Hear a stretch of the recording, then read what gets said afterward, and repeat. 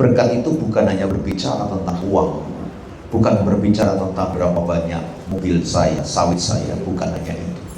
Berkat yang dimaksud Tuhan itu berisi tentang satu hal yang kompleks, lengkap, baik kelimpahanmu, baik keperluanmu, baik perlindungan Tuhan atas hidupmu, dan semuanya. Ada satu firman Tuhan yang akan kita baca dalam 1 Petrus pasal 3 ayat 9 sampai 12. 1 Petrus pasal 3 ayat 9 sampai 12. Dan janganlah membalas kejahatan dengan kejahatan, atau caci maki dengan caci maki, tapi sebaliknya hendaklah kamu memberkati, karena untuk itulah kamu dipanggil, yaitu untuk memperoleh, katakan kanan kirimu, kamu dipanggil untuk memperoleh berkat. Aku dipanggil untuk memperoleh berkat. Ayat 10.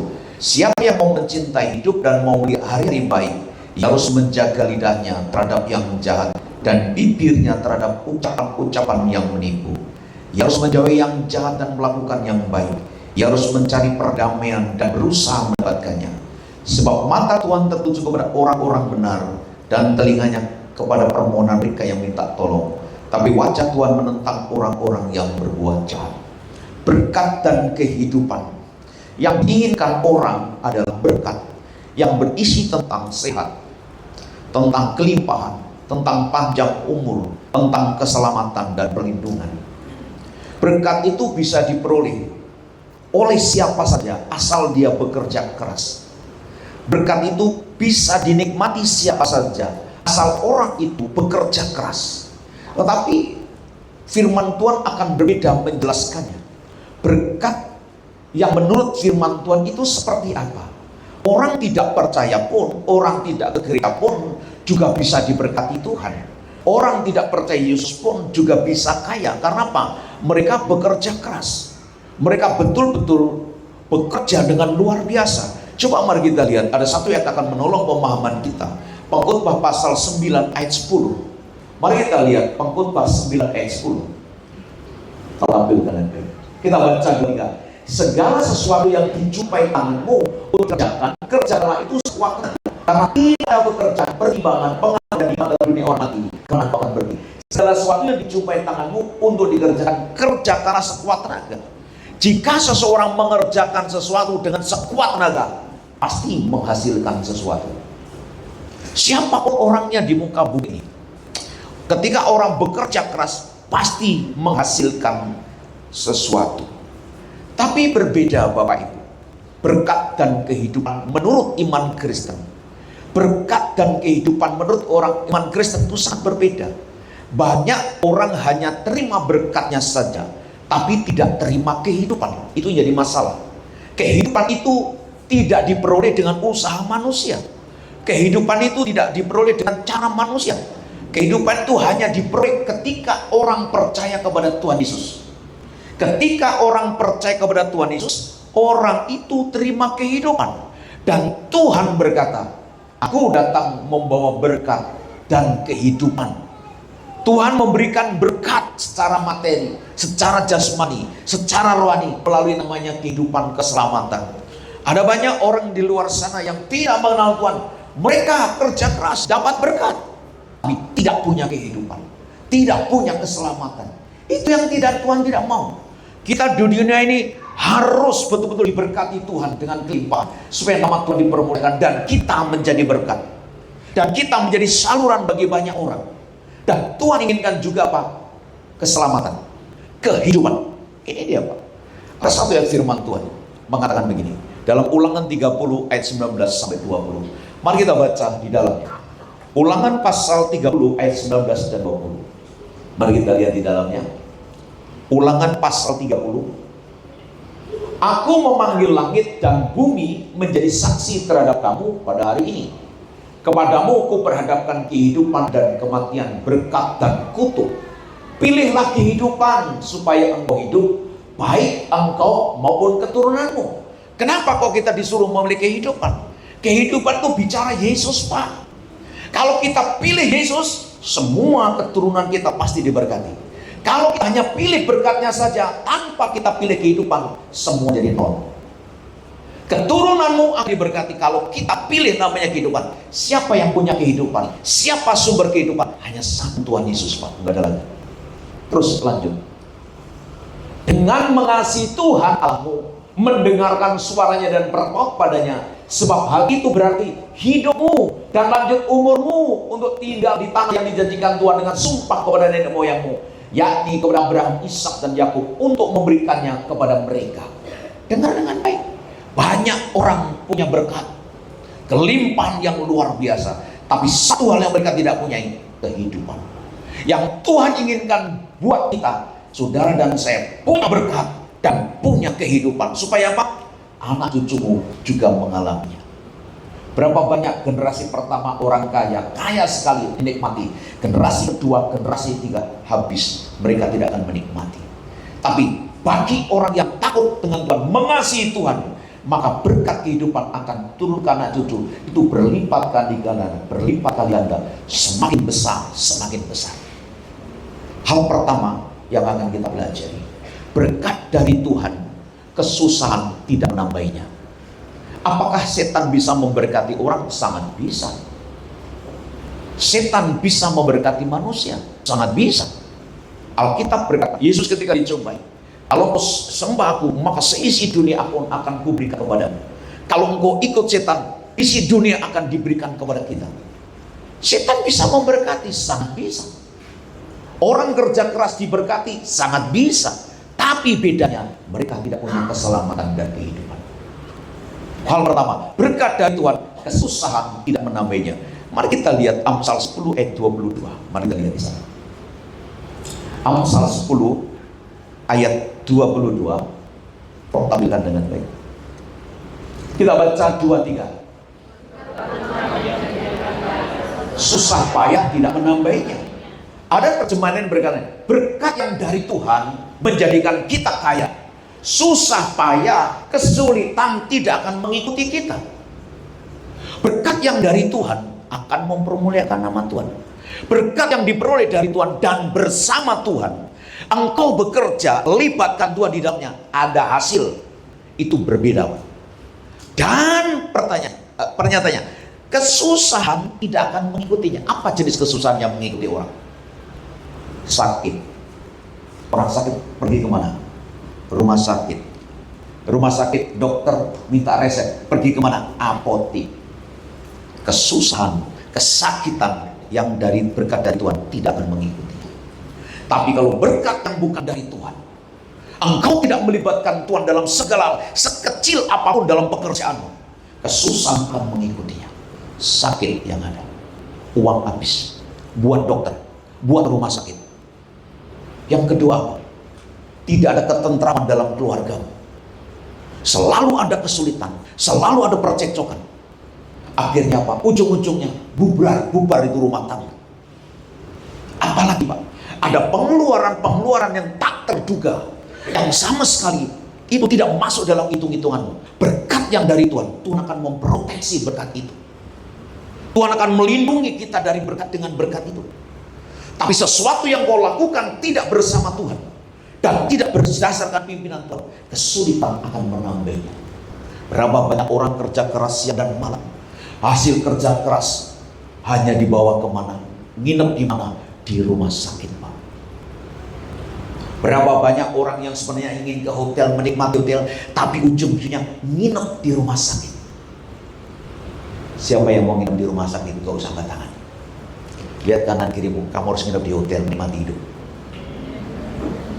Itu berkat yang dari Tuhan. Kesulitan tidak menambahinya. Kesulitan itu penyakit, pengeluaran tak terduga, tiba-tiba uang itu ditipu orang, tiba-tiba uang itu habis begitu saja, entah mana. Makanya betapa penting saudara dan saya izinkan Tuhan memimpin hidupmu sekecil apapun. Selama Tuhan memimpin hidup, maka engkau akan diproteksi oleh Tuhan. Engkau akan dilindungi oleh Tuhan dari hal-hal yang sama sekali tidak pernah kita pikirkan. Ini yang terjadi Bapak Ibu. Jadi semakin diberkati, semakin saudara harus dekat dan melayani Tuhan. Kalau orang semakin diberkati, semakin dia menjauh dari Tuhan, saya katakan orang itu adalah orang yang paling sombong dalam dunia. Karena dia tidak sadar bahwa berkat sekecil apapun itu berasal dari Tuhan. Sekecil apapun yang ada dalam dirimu, itu seizin Tuhan, Tuhan memberkati. Jadi betapa penting hari ini ucapan syukur, berkat dan kehidupan harus kita punya. Jangan hanya punya berkat saja, tapi kehidupan tidak punya. Kalau orang punya kehidupan, tentunya orang itu ingat siapa yang sumber berkatnya. Tuhan ingat siapa yang memberi berkat. Makanya Bapak Ibu, betapa penting hidup kita ini serius, sungguh-sungguh. Lihat orang LA, Los Angeles, mereka kaya, mereka hebat, rumahnya ratusan miliar, hilang dalam sekejap.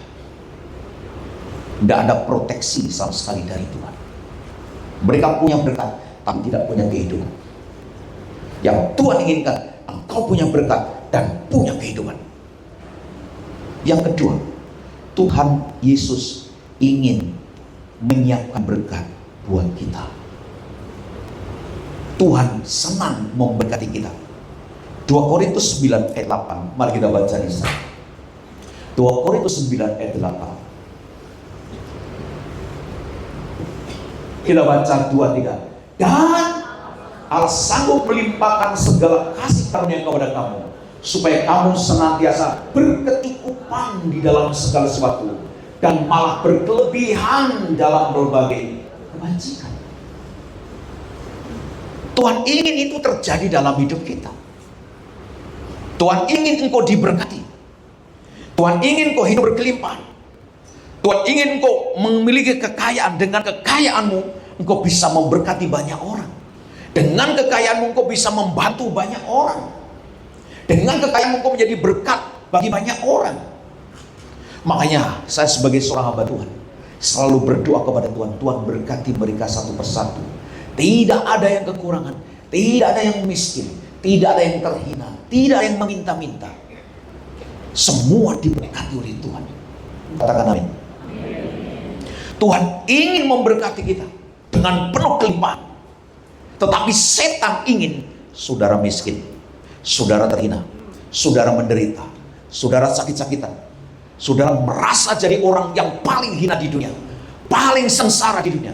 Setan punya tujuan begitu. Tapi Tuhan berkata, aku datang membawa berkat dan kelimpahan, membawa berkat dan kehidupan. Bagi orang yang percaya kepada Tuhan, Tuhan siapkan berkat itu, Tuhan siapkan kehidupan itu. Dengar dengan baik pada hari ini pesan Imlek, Tuhan ingin memberkati saudara. Mari kita lihat Yohanes 15 ayat 7 dan 8. Yohanes 15 ayat 7 dan 8. Mari kita lihat apa isinya. Kita baca 2-3. Jikalau kamu tinggal di dalam aku dan firman-Ku tinggal di dalam kamu, mintalah apa saja yang kamu kehendaki dan kamu akan menerimanya. Dalam hal inilah Bapa-Ku dipermuliakan, yaitu jika kamu berbuah banyak, dan demikian kamu adalah murid-murid. Tuhan ingin memberkati. Asal apa? Engkau tinggal dalam aku dan firman-Ku tinggal dalam kamu. Banyak orang hanya ingin berkat tapi tidak mau tinggal dalam Kristus. Mereka datang ke gereja ingin diberkati, tidak salah. Tapi salah satu yang salah, tidak mau tinggal dalam firman. Dan firman tidak ada di dalam hidup dia. Itu yang jadi masalah. Padahal Tuhan siapkan berkat, Tuhan siapkan kelimpahan. Itu buat kita, Pak. Kekayaan kelimpahan itu buat kita. Tapi setan berkata, engkau tidak layak terima berkat, engkau tidak layak terima kelimpahan. Setan hanya mencuri, membunuh, dan membinasakan. Apa yang dicuri? Kekayaanmu dicuri, engkau jadi miskin seumur hidup. Kesehatanmu dicuri, engkau cari sakit-sakitan seumur hidup. Kebahagiaanmu dicuri, engkau menjadi orang yang paling berat seumur hidup. Itu pekerjaan setan. Yang Tuhan inginkan, kamu terima berkat, kelimpahan, dan kehidupan. Lihat kanan kiri, katakan, kamu terima kekayaan dari Tuhan. Sambil jabat tangan, katakan, selamat jadi orang kaya.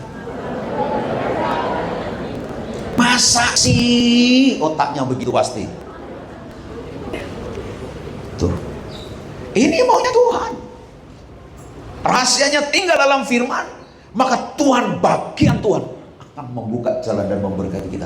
Ada satu Ulangan pasal 28 ayat 1 sampai 14. Mari kita lihat. Ulangan pasal 28. Mari kita lihat di sana. Kita baca 2-3. jika engkau baik-baik mendengarkan suara Tuhan Allahmu dan melakukannya dengan setia segala perintahnya yang kusampaikan kepadamu pada hari ini, maka Tuhan Allahmu akan mengangkat engkau di atas segala bangsa di bumi. Kedua, segala berkat itu akan datang kepadamu dan menjadi bagianmu jika engkau.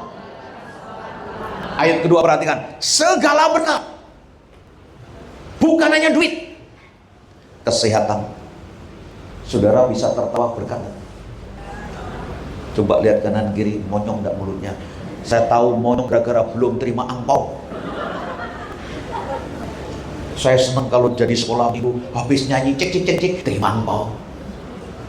Habis nyanyi terima angpau, habis nari terima angpau. Oh, enak banget ya.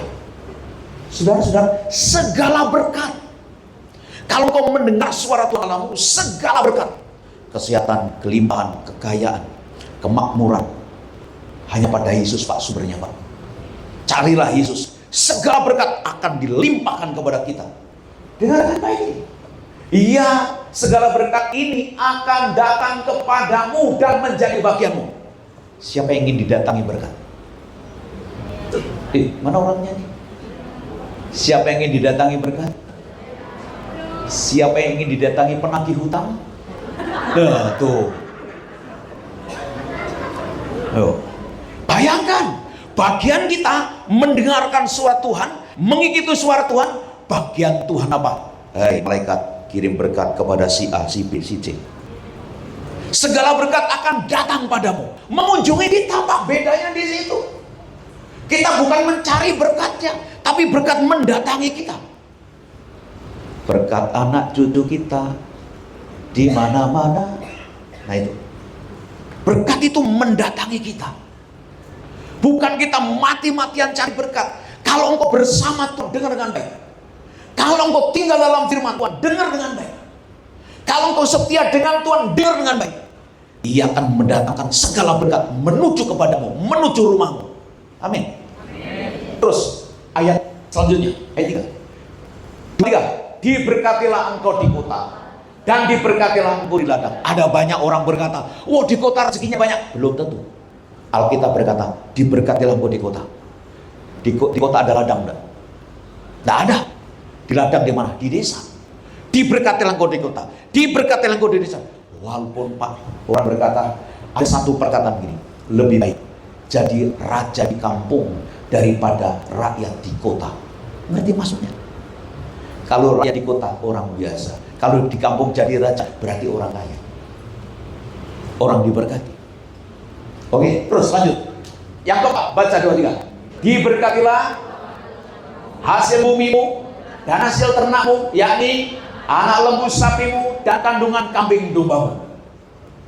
Yang punya babi melimpah-limpah, yang punya sapi melimpah-limpah. Tuh.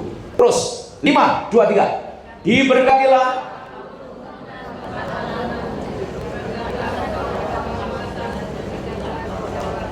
stop. Diberkatilah bakulmu dan tempat tadanmu. Katakan, rumahku penuh kelimpahan. Tidak pernah ada kelaparan. Yang ada kelimpahan. Kata firman Tuhan. Saya yakin Pak, rumahmu tidak pernah kekurangan. Saya kemarin di rumah saya jam 4. Kami kumpul satu keluarga, makan besar, tidak mau kalah dengan saudara.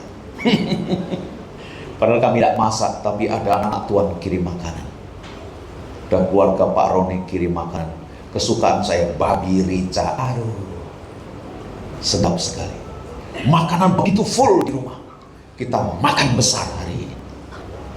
Kami tidak masak. Kami tidak pernah kekurangan. Rumahmu kalau kau setia dengan Tuhan tidak akan pernah kekurangan. Tidak bakal. Diberkatilah engkau pada waktu masuk dan diberkatilah engkau pada waktu keluar. Ada perlindungan dari nomor ayat ke-7. Mari kita lihat. Tuhan akan membiarkan musuhmu yang maju berperang melawan kau terpukul kalah olehmu. Bersatu jalan mereka akan menyerang kau, tetapi bertujuh jalan mereka akan lari dari depan karena Tuhan membela. Terus 8. Tuhan akan memerintahkan berkat ke atasmu di dalam lumbungmu dan di dalam segala usahamu. Ia akan memberkati engkau di negeri yang diberikan kepadamu oleh Tuhan Allah. Perhatikan, Tuhan akan memberkati segala usahamu. Katakan amin. Tuhan akan memberkati ke atasmu di dalam lumbungmu, dalam dompetmu akan berkelimpahan. Amin. Katakan, dompetku berkelimpahan, rekeningku berkelimpahan, usahaku berhasil, berkelimpahan. Karena Tuhan Yesus. Siapa yang dompetnya penuh, bagi-bagi sebelahnya. Tuh perhatikan. Terus ayat selanjutnya 9. Tuhan akan menetapkan kau sebagai umatnya yang kudus, seperti yang dicikkan dengan sumpah kepadamu, jika kau berpegang pada perintah Tuhan Allah dan hidup menurut jalan yang ditunjukkannya. Maka segala bangsa di bumi akan melihat bahwa nama Tuhan telah disebut atasmu, dan mereka akan takut kepadamu. Karena apa? Engkau bersama Yesus. Lanjut. Terus. Sudah selesai, cukup dari sini. Cukup dari sini. Nah, Bapak Ibu dengar dengan baik. Tuhan Yesus mempersiapkan berkat buat kita. Dan berkat yang dari Tuhan, kesusahan tidak menambah itu. Bagian ketiga yang terakhir. Ini maunya Tuhan pada kita yang harus dilakukan. Dengar dengan baik. Berkat kehidupan akan mengalir sampai ke anak cucu kita. Maunya Tuhan yang harus kita buat yang pertama. Mari kita lihat Mazmur 133 ayat 1 sampai 3. Mazmur 133 ayat 1 sampai 3. Kerukunan dan kesatuan. Nyanyian ziarah Daud, sungguh alangkah baiknya dan indahnya apabila saudara-saudara diam bersama denganku. Seperti minyak yang baik ke atas kepala meleleh ke janggut, yang meleleh ke janggut Harun dan ke leher jubahnya. Seperti embun gunung Hermon yang turun ke atas gunung-gunung Sion. Sebab keselah berkat Tuhan memerintahkan berkat. Keselah Tuhan memerintahkan berkat kehidupan untuk selama-lamanya. Perhatikan dengan baik. Janggut Harun itu bicara seorang imam. Imam dalam keluarga adalah bapak. Kalau bapaknya kurang benar, tidak hidup dalam kebenaran, tidak ada berkat dan kehidupan. Berkatnya ada, tapi kesusahan menambahnya. Berkat kelimpahannya, tapi kesusahan menambahnya. Tapi kalau imam yang takut akan Tuhan, dengan baik, yang ada berkat dan kehidupan. Kalau engkau suami muda meninggal, imamnya adalah ibu. Kalau engkau setiap hari berdiri di hadirat Tuhan dengan benar, berkat dan kehidupan Tuhan perintahkan selama-lamanya bersama kita. Kalau engkau di rumahmu, engkau saja yang orang benar, sementara suamimu belum menjadi orang benar, engkau adalah imamnya di situ. Melalui kehidupan doamu, melalui persekutuan dengan Tuhan, maka seisi rumahmu akan diselamatkan. Satu orang diselamatkan, seisi rumahmu akan diselamatkan. Kalau engkau berdiri di hadirat Tuhan terus menerus, dengan kuat, dengan setia. Ini Pak, Tuhan inginkan. Buat apa kita punya kekayaan, buat apa kita punya seisi dunia, tapi tidak punya kehidupan, tidak punya sesuatu yang baik, tidak punya kerukunan, tidak punya persatuan. Tidak ada gunanya. Buat apa kaya, tapi tidak menikmati? Ini Pak, nggak ada gunanya. Perhatikan, yang Tuhan inginkan kehidupan untuk selamanya, persatuan dalam keluarga. Itu penting sekali. Kenapa banyak perceraian terjadi? Karena nggak ada persatuan. Kenapa nggak ada persatuan? Karena keras kepala. Orang yang keras kepala sulit bersatu. Orang yang keras kepala sulit ditundukkan. Dan orang yang keras kepala tidak akan terima sesuatu yang baik dari Tuhan. Tidak bakalan. Yang kedua, mari kita lihat Efesus 6 ayat 1 sampai 3. Efesus 6 ayat 1 sampai 3. Perhatikan ayat ini. Ini mau Tuhan dalam hidup kita. Kita baca 1, 2, 3. Hai anak-anak, taatilah orang tuamu di dalam Tuhan, karena haruslah demikian. Kenapa kok ditulis di dalam Tuhan? Engkau taat kepada orang tua sebatas keselamatan. Kalau orang tuamu memerintahkan sesuatu itu di luar kebenaran firman Tuhan, jangan pernah dilakukan. Jangan pernah dibawa. Kalau orang tua memerintahkan melanggar firman Tuhan, jangan pernah dilakukan. Makanya ditulis di dalam Tuhan. Oke. Yang kedua, mari kita baca 2, 3. Ini adalah suatu perintah yang seperti yang nyata dari janji, supaya kamu dan panjang. Pak, Bu, Dengar dengan baik. Menghormati orang tua itu rahasia kita umur panjang, rahasia kita diberkati. Apalagi hari-hari ini, Imlek, hormati orang tua. Datang, peluk dia, kasih hadiah sama dia. Minta maaf segala kesalahan-kesalahan. Ini rahasia kita diberkati Tuhan. Jangan dengan orang tua hanya nuntut. Orang yang hanya menuntut orang tua, itu orang gagal dalam hidup dia. Pak, ketika saya tadi menyembah Tuhan, saya ingat satu hal apa? Orang pada nyanyi, orang pada bergembira. Saya ingat mama saya. Ibu-ibu lagi nyanyi, saya ingat mama saya. Mama saya sedang apa sekarang? Mama saya sendiri. Selama hidup ini, berikan terbaik buat orang tua kita. Alkitab berkata, hai anak-anak muda, jangan pernah sakiti hati bapak dan hati mamamu. Karena apa? Itu berkat akan tertutup. Jangan menghormati orang tua. Kalau orang tua sudah terbunuh kamu, engkau teriak-teriak nangis-nangis. Mak, mestinya kita jalan-jalan. Kenapa mama cepat mati? Kalau mama jawab, ya memang waktunya. Kenapa mama duluan? Kemarin aku mau ngajak jalan-jalan sebenarnya. Kamu kan pelit, karena kamu sibuk. Mama udah minta, nah antar mama ke Singkawang. Tapi kamu alasan mama, sibuk mak ini, mak itu, mak. Pak, Bu, saya bilang sama istri saya, beberapa bulan lalu sebelum Natal, saya bilang gini, nih, saya akan ajak mama saya akan kumpulin uang buat ajak mama. Enggak jauh-jauh, saya pergi ke Bipang saja. Saya yakin mama saya nggak mungkin habis 1 ekor babi. Tapi saya cari suasana dan waktu yang tepat itu. Saya bilang, mak, kita makan ke Bipang. Biar aku yang bayar. Aku sudah berdoa selama 1 bulan supaya aku bisa bawa mama ke sini, menikmati suasana di sini. Mama saya senang. Sederhana sekali, Pak, kita buat. Karena aku tahu itu sumber rahasianya. Tuhan katakan begini, hormatilah ayah ibumu. Ini adalah suatu perintah yang penting. Kenapa ditulis perintah yang penting? Nggak ada perintah yang lain yang lebih penting daripada itu. Yang pertama, kasihlah Tuhan Allah. Yang kedua, hormati orang yang kelihatan. Orang tua adalah Tuhan yang kelihatan. Sejajarnya orang tuamu, hormati dia, Pak. Kasih dia, Pak. Dengar dengan baik. Perintah yang penting harus dan wajib dilakukan. Terus seperti yang nyata pada jadi. Supaya apa? Ayat 3, baca 2, 3. Oke, kata ganti kamu dan mu diganti namamu. 2, 3. Supaya yang laki-laki ngomong suara yang keras. 2, 3. Yang perempuan ngomong 2, 3. Amin. Jangan sama orang tua bentak-bentak. Saya marah kalau ada anak orang tua berani sama orang tua. Ini perlu dibaptis di Sungai Kapuas lagi 7 kali lagi. Orang tua sekecil sesalah apapun, dia orang tua kita, Pak, Bu. Anak-anak muda dengar baik. Kalau engkau masa depanmu diberkati, oke lah, hari ini orang tuamu kaya, orang tuamu kelimpahan. Waktu dia sudah mati, apakah engkau bisa menikmati kekayaan yang sebenarnya diwariskan tuh?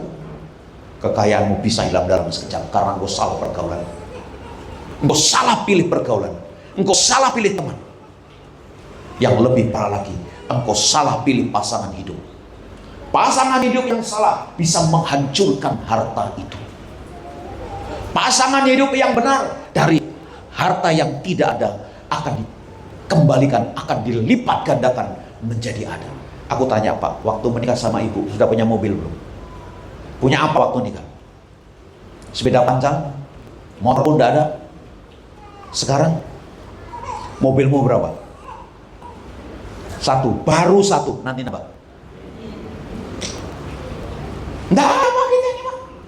Saya dari nol sama istri saya pernah nggak ada uang sama sekali. Di ATM itu cuma 50.000, nggak bisa ditarik lagi, Pak. Nggak ada duit. Kita Kita pikir ke depan mau hidup seperti apa? Tapi kami belajar menempatkan satu, Tuhan di atas segala-galanya. Yang kedua, orang tua. Kita hormati, kita kasih, kita sayangi. Karena apa? Itu sumber segala sumber. Kata Alkitab, masa depanmu diberkati. Amin. Ikuti kata-kata saya harus menghormati orang tua. Saya harus menyayangi orang tua. Luar biasa. Yang ketiga, mari kita lihat. Bagian kita supaya yang harus dilakukan, rahasianya berkat dan kehidupan, Pak. Saya ingatkan. Maleakhi 3 ayat 10 sampai 12. Mari kita baca. Maleakhi pasal 3 ayat 10 sampai 12. Kita baca 2-3. Bawalah seluruh persembahan persepuluhan itu ke dalam rumah perbendaharaan, supaya ada persediaan makanan di rumahku, dan firman Tuhan semesta alam, apakah aku tidak membawakan bagimu tingkap-tingkap langit dan mencurahkan berkat kepadamu sampai berkelimpahan? Cukup dari situ. Nanti kita baca. Perhatikan. Tuhan inginkan supaya kita punya berkat dan kelimpahan dan kehidupan, Pak. Baca ayat ini, Pak. Tahu persepuluhan itu benih, Pak. Benih. Kalau engkau panen jagung, biasanya petani akan menyisakan benih untuk ditanam kembali. Persepuluhan itu benih. Benih jangan dihabiskan. Banyak orang tidak percaya. Banyak orang hanya berkata amin, tapi tidak pernah melakukan. Kenapa, Pak? Saya kasih tahu. Kenapa gereja-gereja karismatik mereka diberikan kelimpahan luar biasa, Pak? Mereka kembalikan persepuluhan bukan 10.000, bukan ratusan ribu, miliaran, Pak. Semakin dia mencintai Tuhan, semakin kenal Tuhan, mereka kembalikan itu, Pak. Karena Pak, itu milik Tuhan. Tuhan beri kita 90%. Yang 10% kita kembalikan milik Tuhan, itu masih kita embat juga. Tapi banyak orang tidak percaya. Ada orang berkata, itu akal-akalan pendeta cari duit. Loh, Alkitab yang ngomong kok. Mereka ujilah aku. Kata ujilah aku hanya di Alkitab ini, Pak. Kalau kita ingin mendapat berkat dan kelimpahan, kembalikan bagian milik Tuhan yang harus kita buat. Perhatikan dengan baik. Apakah aku tidak membukakan bagimu tingkap-tingkap langit dan mencurahkan berkat kepadamu sampai berkelimpahan? Itu janji Tuhan. Tuhan curahkan berkat sampai berkelimpahan. Buka tingkap-tingkap langit dan memerintahkan berkat datang sama kita. Kembalikan bagiannya Tuhan. Memang Tuhan tidak perlu duit, tapi pekerjaan Tuhan perlu uang. Jangan salah, Pak. Terus ayat 11, mari kita lihat. Kita baca doanya. Aku akan menghardik bagimu belalang pelahap, supaya jangan dihabisinya hasil tanahmu, dan supaya jangan pohon anggur pada tidak berbuah bagimu. Firman Tuhan semesta alam. Kenapa kok ditambahi semesta alam? Artinya ada penekanan, dengar baik-baik. Tahu belalang pelahap? Rumah sakit, dokter, apotik, ditipu orang, itu belalang pelahap. Selalu kekurangan. Kelihatannya kita terima besar, tapi yang ada kekurangan. Tiba-tiba, kenapa uang kita kok habis? Kenapa uang kita kok habis? Anak-anak bermasalah, anak-anak memberontak. Itu, Pak, yang terjadi. Dengar ini rahasianya. Rahasianya di sini. Terus ayat 12, mari kita baca 2-3. Maka segala bangsa akan menyebut kamu, sebab kamu ini akan menjadi negeri kesukaan. Pak, kata berbahagia itu artinya komplek, lengkap. Ada berkat, ada kehidupan. Ada berkat, ada kehidupan. Dan Tuhan katakan akan menjadi negeri kesukaan, tidak akan pernah kekurangan. Tidak akan pernah minta, Pak, gue kembalikan persepuluhan. Itu bukan buat dirimu, tapi buat keturunanmu. Keturunanmu, Alkitab berkata, keturunan orang benar, bukan orang percaya. Banyak orang percaya hidupnya tidak benar. Keturunan orang benar akan mewarisi bumi. Keturunan orang benar tidak akan pernah meminta-minta roti. Bagian kita lakukan, Pak. Memang tidak enak bicara seperti ini. Memang tidak nyaman mengingatkan masalah seperti ini, karena di mana hartamu, disitulah hatimu berada. Satu kali anak saya beribadah di satu gereja dekat kampusnya. Dia diberkati Tuhan. Karena dia makan di sana, makanya dia harus kembalikan persepuluhan di sana juga.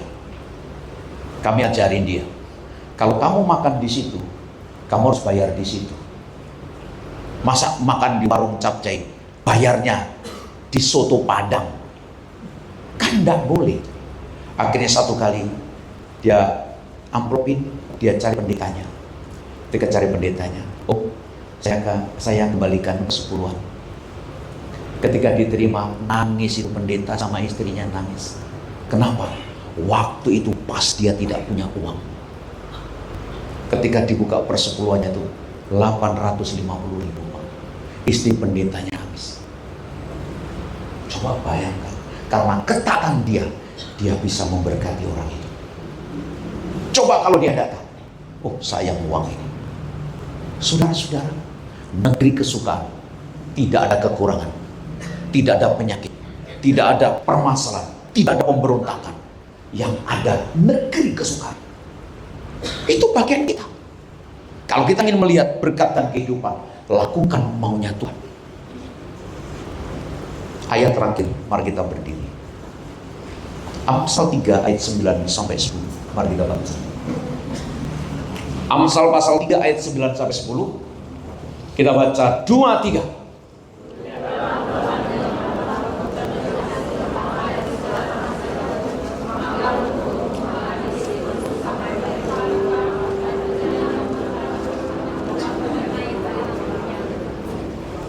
Muliakanlah Tuhan dengan hartamu dan dengan hasil pertamamu dari segala penghasilanmu, maka lumbung-lumbungmu akan diisi penuh sampai melimpah-limpah, dan bejana pemerahanmu akan meluap dengan air buah anggurnya. Ini rahasianya, Pak. Ada harga yang harus kita buat, ada hal yang harus kita lakukan. Bagian kita melakukan, bagian Tuhan memerintahkan berkat selama-lamanya kepada anak keturunan kita. Jadi jangan pernah berpikir kepada Tuhan, engkau memberi kepada Tuhan, kembalikan di Tuhan dengan motivasi yang benar. Karena itu bagiannya Tuhan. Kalau bagiannya Tuhan, Tuhan akan lakukan bagiannya buat kita. Berkat dan kehidupan akan bersama kita. Dengar dengan baik, Pak. Sehebat apapun, Pak, kita tidak bisa. Saya pernah ketemu dengan seorang dokter. Waktu itu saya masih mahasiswa. Dokter itu hampir mati. Dia jemaat dari pendeta saya. Saya diajak besok di rumah sakit Kelapa Gading, Jakarta Utara. Dokter itu nggak bisa ngomong, nggak bisa ngapa-ngapa. Dia tidak bisa ngomong sama sekali. Dia kalau ngomong hanya lewat tulisan saja. Apa yang terjadi? Ketika pendeta saya datang, Pak, kembali kepada Tuhan dengan semua. Sudah nggak ada harapan sama sekali. Ketika kita tuntun berdoa dalam pengakuan dosa di hadirat Tuhan, dia ngaku dosa di hadapan Tuhan. Hadirat Tuhan turun waktu kami berdoa, dan dokter itu mengalami keajaiban Tuhan. Waktu dokter mengalami keajaiban Tuhan, orang ini berhari-hari tidak makan.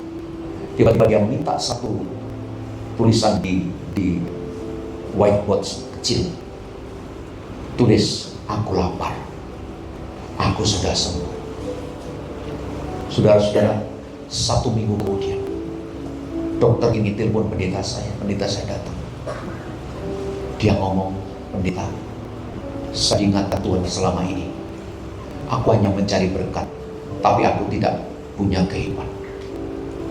Aku kaya, tapi sebenarnya aku paling miskin di dunia. Selama ini aku tidak sungguh-sungguh dengan Tuhan. Tapi Tuhan ingatkan dalam Tuhan bicara dengan saya. Sudah berbicara apa? Kembalikan milik Tuhan. Kembalikan milik Tuhan. Orang yang tidak percaya. Terus Tuhan itu bicara, kembalikan milik Tuhan, kembalikan milik Tuhan. Singkat cerita Pak, dia kembalikan milik Tuhan melalui hamba Tuhan yang pimpinan saya ini. Dan orang itu sembuh total. Kenapa? Tuhan bicara, selama ini kamu tidak taat, kamu meragukan firman-Ku. Kata firman, ujilah aku, belalang pelahap, belalang pengiring tidak akan memusnahkan hasil kamu. Tapi kamu tidak percaya. Sekarang kembalikan milik Tuhan.